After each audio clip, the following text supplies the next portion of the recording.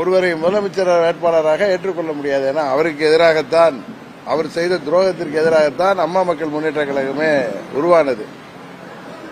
அந்த நேரத்தில் நண்பர் அண்ணாமலை எனக்கு அரசியலை தாண்டி நல்ல நண்பர். அவர் தூண்டிதான் நான் வெளியேறினேன் என்று சொல்வதும் மிகவும் வருந்தத்தக்க ஒன்று. அதுபோன்ற இப்பயும் அவர்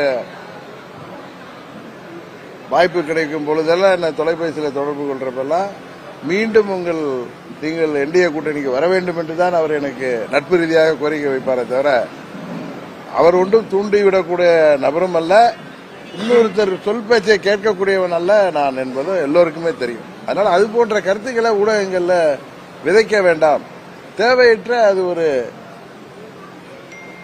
வருத்தத்தை தருகிறது என்பதுதான் என்னுடைய கருத்து.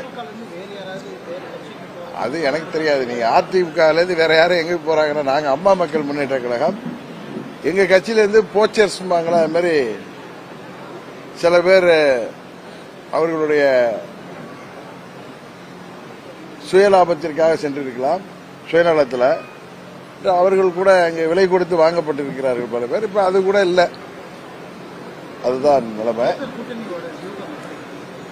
பொறுத்திருக்க தெரியும். இன்னும் ஒரு 2 மாதம் இருக்கு. மார்ச் ஏப்ரல் மேல தானே எலெக்ஷனு. நம்மளுக்கு வி ஹேவ் இனஃப் டைம்.